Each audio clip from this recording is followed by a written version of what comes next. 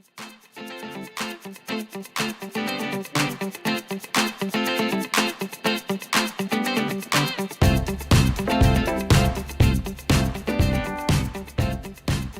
hello everybody, this is Dear Mama Sal. It's 10 degrees here in British Columbia, which is the equivalent of 50 degrees if you happen to be in the States. And today I want to talk about a number of things, but of course also just fall in general. The reason I'm saying that is because today is overcast, definitely rainy, and for those of you who know British Columbia, we sort of do a good job, especially in the South British Columbia, and those of you in the Pacific Northwest, we do a very good job of having 4 seasons, of which normally October is very rainy, and we've had a lot of rain, but not as much as normal. So it's been a slightly better October, which makes me wonder what on earth November will be looking like. Will it be like a normal rainy October? Possible. The trees are definitely looking gorgeous, and you will see them. I've got some.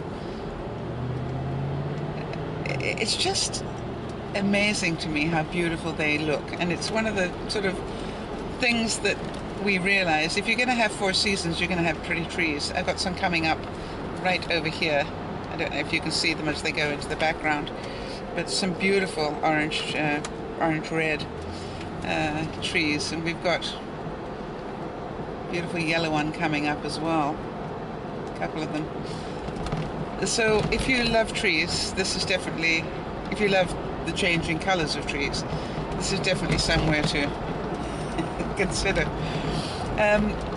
I know that we're going to be moving our clocks back this weekend, but I know that all my viewers there in Europe, you did it last weekend, so I'd love to hear from you. What has been the effect of fall? What has been the effect of moving those clocks? Maybe that's the word we should have, clocks. Yeah, I think clocks would be a good one. We've never had that. Why don't we do that? About, what is the effect of moving the clocks had on those of you who've already done it? And for those of you who are about to do it this weekend, what is your memory? And we'll talk more about it next week after you've done it. But is it purely psychological, or is it really a physiological effect that it has? I know that the incidence of accidents dramatically increase the week after there's been a change in the clocks, daylight saving time thing. So that tells me it has to have some serious effects on some people, and probably more likely when we spring forward, but I could be wrong. I know for myself that's part of my issue about winter, is that I do have to really fight very hard not to go into depression during the winter. No, I'm really good at it, actually. I've learned a lot of the coping mechanisms that make it much easier for me not to go there. But I am certainly well aware of the problems of it. I'm definitely a sunshiny person rather than a winter person. And I know a lot of the viewers are as well, so. And it's funny because if I think all the way back to my years in London, I worked in London for a number of years before I moved to Africa and then eventually to Canada. But it was funny because I remember the weather was disgusting. And I can also remember not really caring a whole lot. I can remember fog up the Thames like you cannot imagine. You literally, we used to call it a pea soup because it was that thick. So you talk about it's a real pea souper today, because the fog was so thick. So I wonder if any of you live in that sort of climate at the moment, where you get a lot of fog. We will start getting fog pretty soon, but really you can't compare it with that fog that came up the Thames.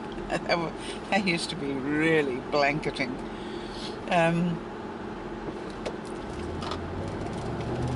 And you know, it's really strange though. I just can't remember. I can remember having so much snow in my house in Kent that we got snowed in completely. The road coming up to the farm that we had a beautiful farm in Kent. And I remember that the access road to the farm, which was a proper road, got completely snowed in. I think it took 2 days to dig us out. And so the whole village, because we had a village of farm workers for the farm, and the whole village was basically isolated for a couple of days. Maybe it was a week, I can't remember. I was pretty young, but I remember it happening because we went to play in it. Of course, children would remember that.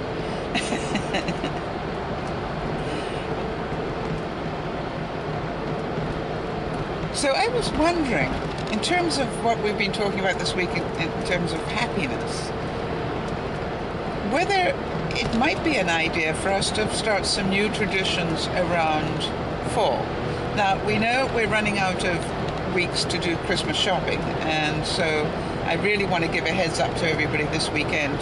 For goodness sake, buy a present. You know, or preferably two if you can. It's should be a payday weekend for most people who work. So therefore, you know, do your best to pick up a couple of presents that it's two less you've got to buy in 6 weeks' time, or 5 weeks' time now. So, no, it's more than 5 weeks. We're going to talk about 7, probably. But, you know, that would make us happy, right? To get a little better organized for Christmas. Now, I know that Jenny Jen, if she happens to listen to this, will have finished hers, because Jenny Jen is one of those people that does her Christmas shopping all year round, and I'm very impressed. So I wondered if any of you have already finished your Christmas shopping, so the rest of us could just throw up here. And I say that with love. I'm definitely doing a lot less this year.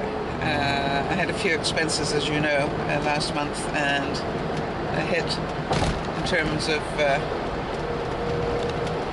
getting quite sick that I lost income. But so I'm doing a much less type Christmas. I'm hoping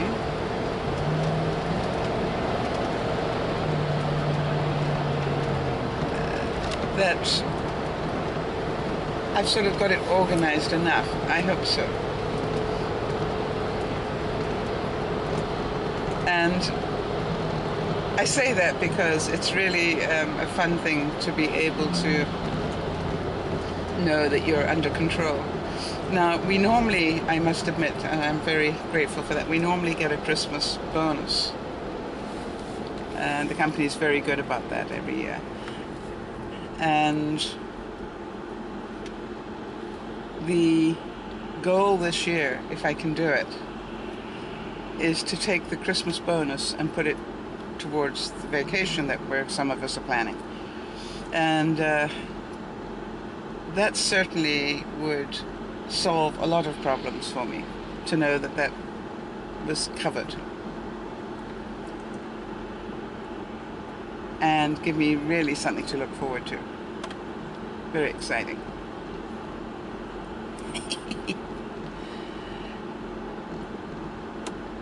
I look at this whole thing about happiness and go back to my comment about children. And the reason I do that is because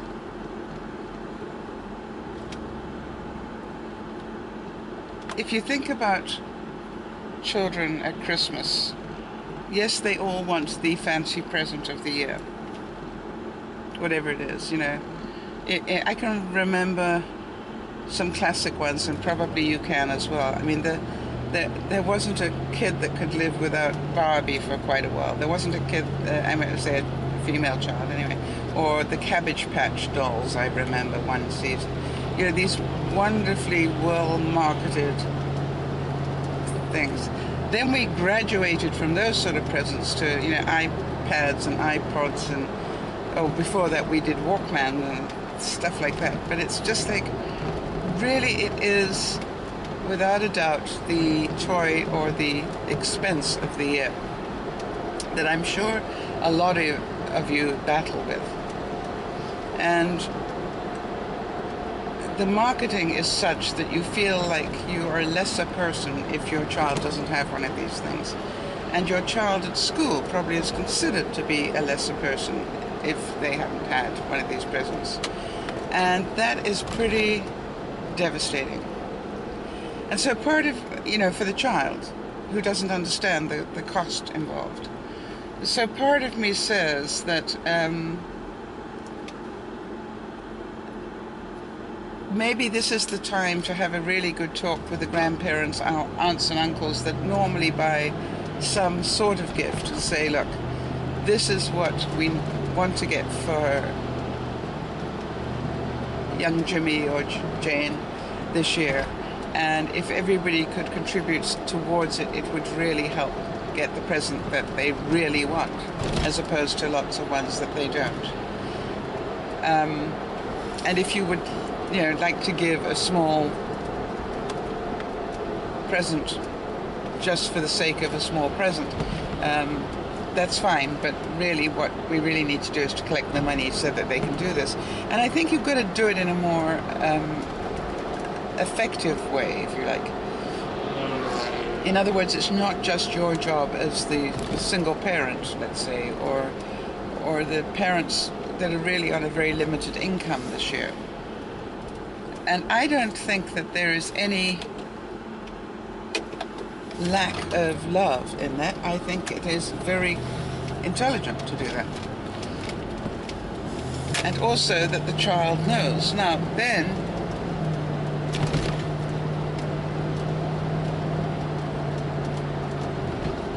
the child does get. So I think the question also is to children, because I found children incredibly practical if you talk to them at a good level, which is, you know, okay, you have a choice. You can have lots of presents this year, or you can have the present this year. Which would you prefer? And it's interesting to hear the answer.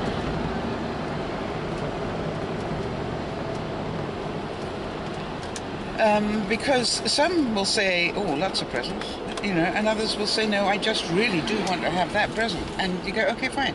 But do you understand that means that everybody that comes for Christmas is not going to be bringing you a present? And as long as they understand that, then if they get a bit of baking or they get a bit of something over and above, they're going to feel really grateful. So it's, again, it's all in the communication that we have. I've had the pleasure in the last couple of weeks of having a young co-op student with me, a 15-year-old, that I decided to treat like an adult person for 2 weeks. And we had to say goodbye to each other yesterday for the time being. And I want to tell you something, it nearly broke my heart.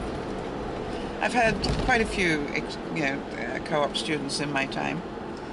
And for some reason, my co-op student of the last couple of weeks really touched my soul more than my heart, I think. Just a delightful young lady. And maybe that was the difference. I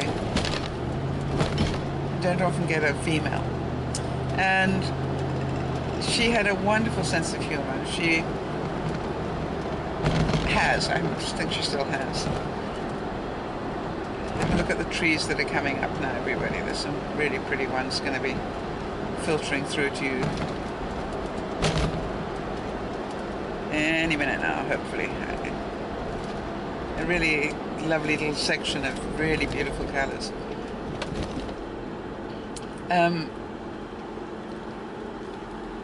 But we really did have a lot of fun, and she wrote me a letter that really made me cry,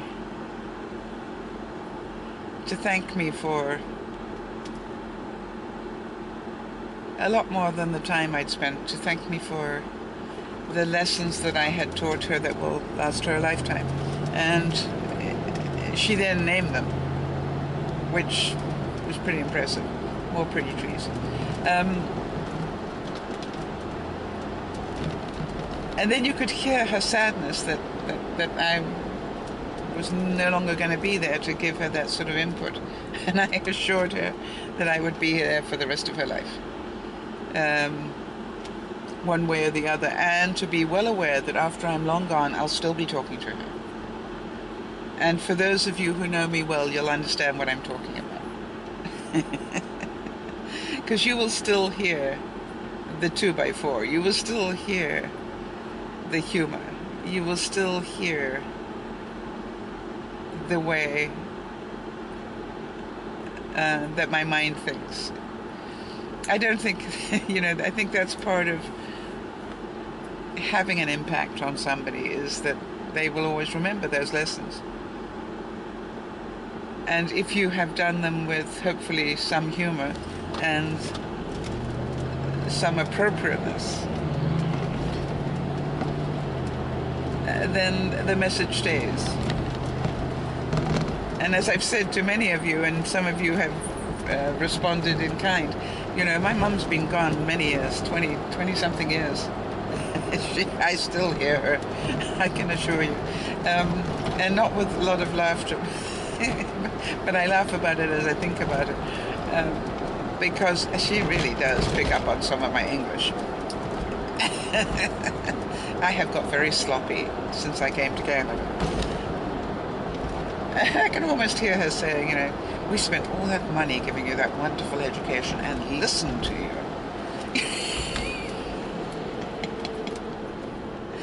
And I go, I know.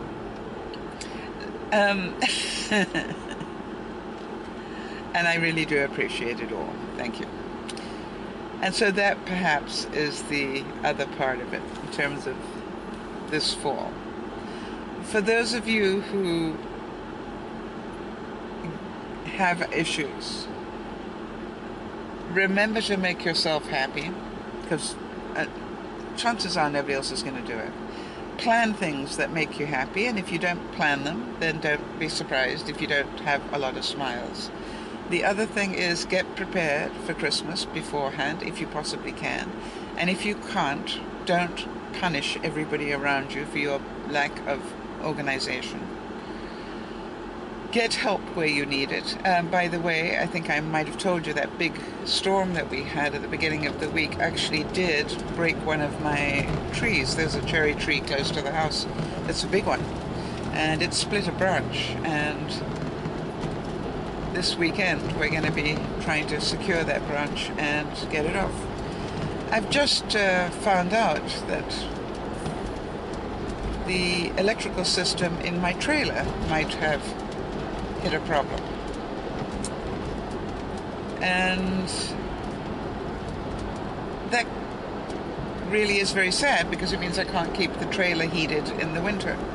And I normally run a very low heat in there, keeping it at about, say, 50 degrees. Well, about what it is now, about 10 degrees in Canadian and 50 degrees in American.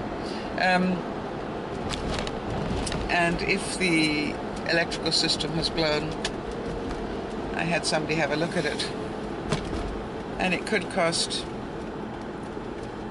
$300 or $400 for me to get it fixed. Well, I don't have that at the moment, so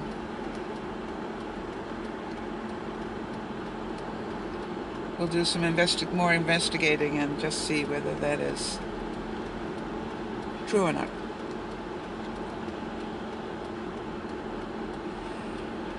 So could that just, really disappoint me? Yes, it could, but on the other hand, it is what it is, and getting angry about it or upset about it is not going to fix it. I obviously need to get anything out of the trailer that could freeze in case we have a very cold winter. But other than that, time to save up more money.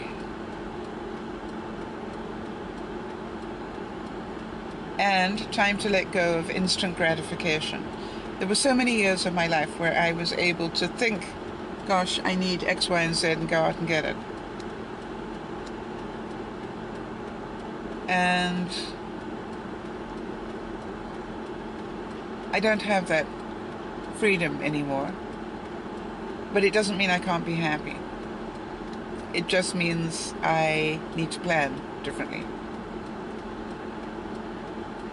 And I refuse to let that define me.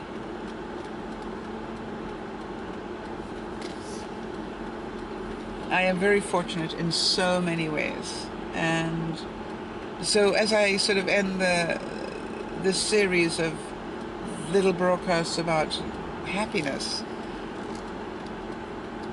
I am grateful, truly grateful for so much of what I have.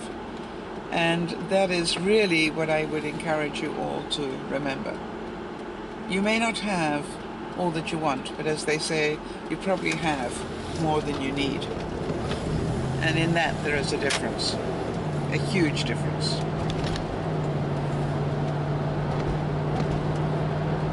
So is it essential to my life that I have electricity in my trailer for the next 6 months? I don't think so. I wasn't planning any deep winter camping trips.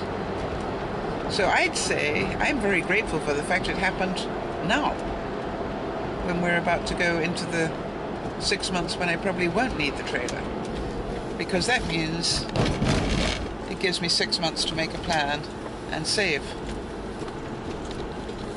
And I'll be grateful for that.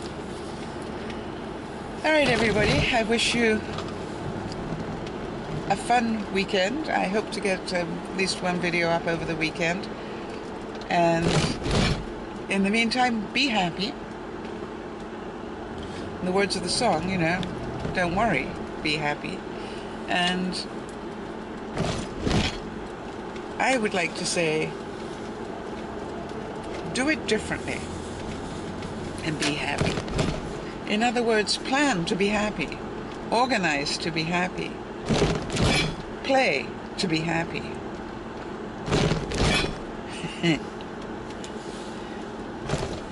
You're going to need some effort. This is dear Mama Sal saying, have fun. Bye-bye for now.